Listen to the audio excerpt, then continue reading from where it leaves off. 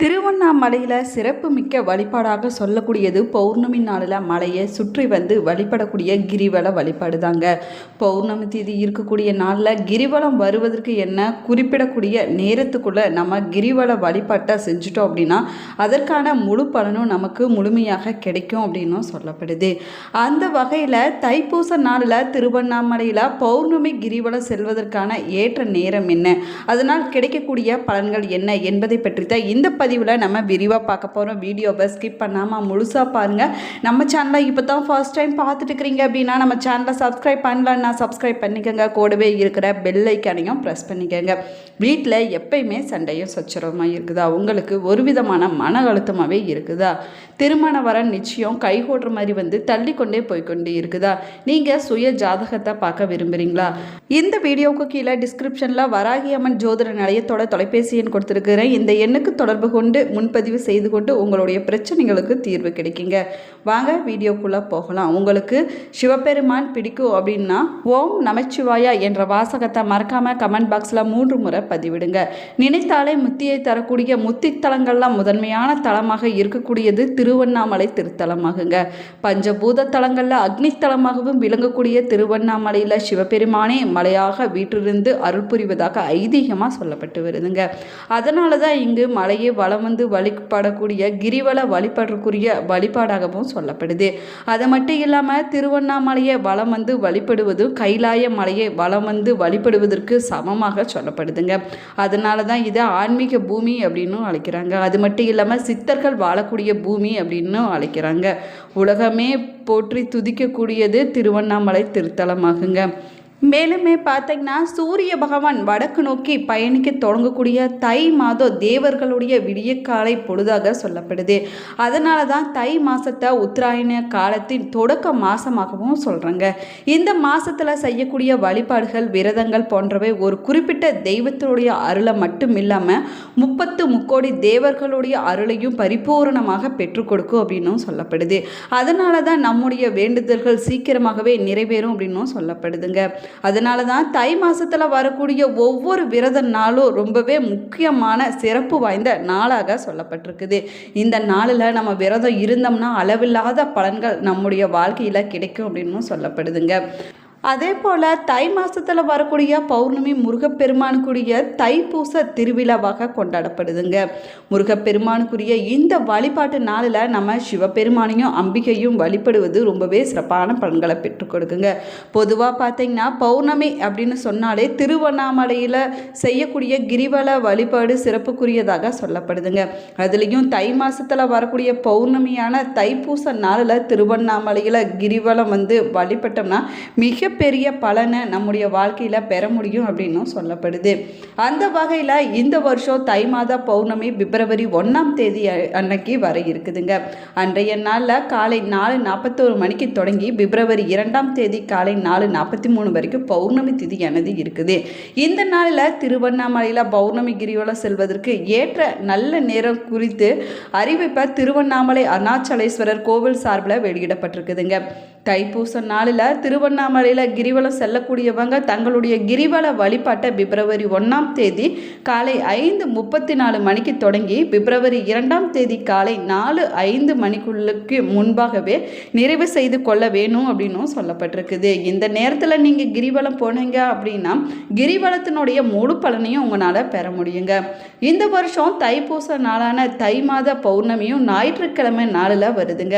ஞாயிற்றுக்கிழமை நாளில் திருவண்ணாமலையில் கிரிவலம் செல்வதால் தீராத நோய் பிரச்சனைகள் அனைத்துமே தீர்ந்துவிடும் அப்படின்னு சொல்லப்படுது. அது மட்டும் இல்லாமல் உடலும் மனமும் புத்துணர்ச்சி அடையுமாங்க.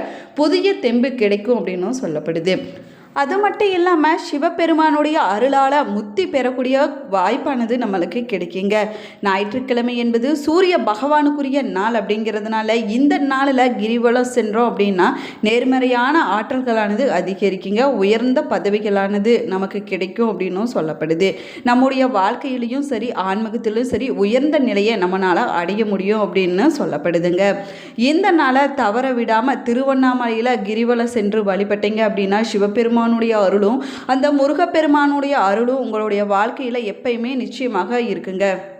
முழுநிலவு நாளான பௌர்ணமி அப்படிங்கிறது சந்திரனுடைய முழு ஒளி கதிர்களும் பூமியில் படக்கூடிய நாளாகுங்க. இந்த நாளில் நம்ம பக்தியோடு ஆன்மீக ஈடுபாட்டில் நம்ம ஈடுபட்டோம்னா சந்திரனால் ஏற்படக்கூடிய தோஷங்கள் பிரச்சனைகள் அனைத்துமே விலகிவிடும் அப்படின்னும் சொல்லப்படுது.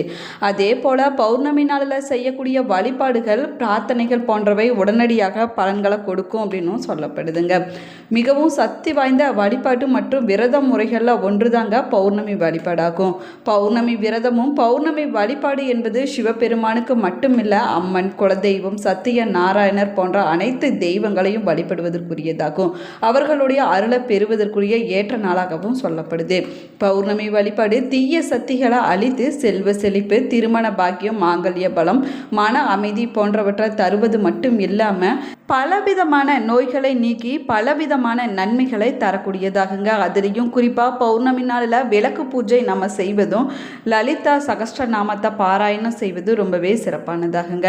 குலதெய்வத்துக்கு பொங்கல் வைத்து வழிபடுவது போன்றவை அளவில்லாத நன்மைகளை பெற்றுக் கொடுக்கும் அப்படின்னு சொல்லப்படுது. சாதாரண நாட்களை விட பௌர்ணமி நாளில் தெய்வ தரிசனம் செய்வதும் மந்திரத்தை பாராயணம் செய்வதும் பூஜைகள் செய்வதும் பல மடங்கு அதிகமான பலன்களை பெற்றுக் கொடுக்கும்.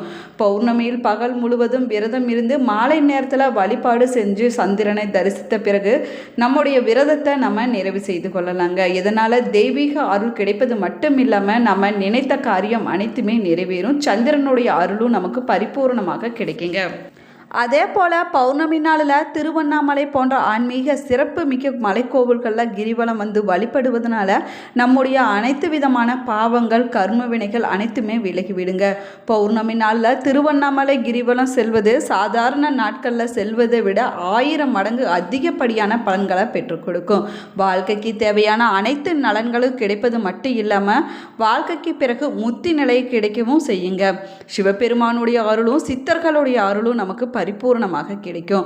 சித்தர்கள் தரிசனம் சித்தர்களுடைய அருளை பெறுவதற்கும் சித்தர்களுக்குரிய மந்திரங்களை பாராயணம் செய்வதற்கும் பௌர்ணமி திதி ரொம்பவே சிறப்புக்குரிய நாளாக சொல்லப்படுதுங்க. திருவண்ணாமலையில் கிரிவலம் போவது அப்படிங்கிறது ரொம்பவே சிறப்பு வாய்ந்த வழிபாடாகுங்க. நிறைய மாத கர்ப்பிணி ஒவ்வொரு அடியை எடுத்து வைக்கும்போது தன்னுடைய வயிற்றில் இருக்கக்கூடிய குழந்தையை மட்டும் நினைத்து கொண்டு எப்படி செல்வாளோ அதே போல் கிரிவலம் போவது அப்படிங்கிறது நம்ம சிவபெருமானை மட்டும் மனதில் நினைத்து கொண்டு அவருடைய திருப்பெயரை உச்சரித்து கொண்டு பக்தியுடன் நம்ம நடந்து செல்ல வேணுங்க. நம்ம கிரிவலம் போகும்போது வழியில் இருக்கக்கூடிய எறும்பு புற்றுகளுக்கு அன்னம் வைப்பது, இனிப்பு பொருட்களை வாங்கி வைக்கலாங்க. இப்படி நம்ம செய்வதனால நமக்கு பெரும் புண்ணியமானது வந்து சேரும் அப்படின்னு சொல்லப்படுது. எத்தனாயிரம் எறும்புகளுக்கு நம்ம உணவு வைக்கிறோமோ அத்தனாயிரம் உயிர்களுக்கு உணவிட்ட புண்ணிய பலனானது நம்முடைய வாழ்க்கையில் இருக்குங்க. 14 கிலோமீட்டர் தூரம் கொண்ட திருவண்ணாமலை கிரிவல பாதையில் கிரிவலத்தை தொடங்கக்கூடியவங்க முதல்ல அண்ணாமலையார் கோவிலுக்கு பக்கத்தில் இருக்கக்கூடிய பூத நாராயணரை தரிசனம் செய்ய வேணும். அவருடைய அனுமதியை பெற வேணுங்க. அதற்கு பிறகு பூத நாராயணர் தான் திருவண்ணாமலையில் காவல் தெய்வமாக சொல்லப்படுறாரு. அவரை வணங்கிய பிறகு வழியில் இருக்கக்கூடிய இரட்டை பிள்ளையாரை நம்ம வணங்க வேணும். அதற்கு பிறகு ஆலயம் சென்று அண்ணாமலையாரையும் உண்ணாமலை அம்பிகையும் நம்ம தரிசனம் செய்ய வேணுங்க. அதற்கு பிறகு கோவில் ராஜகோபுரத்தை நம்ம வணங்கி மலையை வலம் வர தொடங்க வேணும். இப்படி கிரிவலத்தை நம்ம தொடங்க வேணும். அதுதான் நியதியும் கூடங்க. மேலுமே கம்பீரமாக காட்சி தரக்கூடிய அண்ணாமலையை சுற்றி எக்கோண வடிவில் 8 லிங்கங்களானது அமைஞ்சிருக்குதுங்க. அவை இந்திரலிங்கம், அக்னிலிங்கம், யமலிங்கம், நிருதிலிங்கம், வருணலிங்கம், வாயுலிங்கம், குபேரலிங்கம், ஈசானிய லிங்கங்கள் என அஷ்ட லிங்கங்களானது கிரிவல பாதையில் அமைஞ்சிருப்பது தனிச்சிறப்புக்குரிய விஷயமாகவும் சொல்லப்படுது. ஒவ்வொரு லிங்கத்திற்கும் ஒவ்வொரு சிறப்பம்சம் இருக்குதுங்க. அது மட்டும் இல்லாமல் வழியில் ஆதி அண்ணாமலை, நேர் அண்ணாமலை, சந்திர சூரிய லிங்கங்களானது அமைஞ்சிருக்குது. அதே போல் 16 விநாயகர் கோவில்கள், 7 முருகன் கோவில்கள், ஆதி காமாட்சி அம்மன் என மொத்தம் 99 கோவில்கள் கொண்ட தெய்வீக கிரிவல பாதையாக இருக்குதுங்க. திருவண்ணாமலை கிரிவல பாதையில் சேஷாத்ரி சுவாமிகள், ரமண மகரிஷி, யோகி ராம் சுரத்குமார் போன்றோர் ஆசிரமங்களானது அமைஞ்சிருக்குது. இங்கு பக்தர்கள் அவரவர் தேவைக்கு ஏற்றபடி முன்பதிவு செய்து கொண்டு அறைகள் எடுத்து தங்குவதற்கான வசதியும் செய்யப்பட்டிருக்குதுங்க. இந்த தளத்தில் சிவபெருமான் சுயம்பு மூர்த்தியாக பக்தர்களுக்கு அருள் பாலிச்சுட்டு வர்றாரு. இந்த தளத்தில் இருக்கக்கூடிய மலையே சிவலிங்கம் என்பது பக்தர்களுடைய நம்பிக்கையாக சொல்லப்பட்டு வருது. அம்மன் உண்ணாமலை அம்மன் ஆவாங்க. முருகன், விநாயகர், அர்த்தநாரீஸ்வரர், பெருமாள், பைரவர், பிரம்மலிங்கம், பாதாளலிங்கம் போன்ற சன்னதிகளானது இந்த ஆலயத்தில் அமைஞ்சிருக்குதுங்க. அது மட்டும் இல்லாமல் சிவகங்கை தீர்த்தம், பிரம்ம தீர்த்தம் என 2 தீர்த்தங்களானது இந்த ஆலயத்தில் இருக்குது. இந்த பதிவு உங்களுக்கு பயனுள்ள தகவல்களை கொடுத்துருக்குன்னு நினைக்கிறேன். இந்த பதிவு உங்களுக்கு பிடிச்சிருந்தால் லைக் பண்ணுங்கள், ஷேர் பண்ணுங்கள், கமெண்ட் பண்ணுங்கள். நம்ம சேனலை இன்னும் சப்ஸ்கிரைப் பண்ணலன்னா சப்ஸ்கிரைப் பண்ணிக்கோங்க. கூடவே இருக்கிற பெல் ஐக்கானையும் ப்ரெஸ் பண்ணிக்கோங்க. Thank you friends.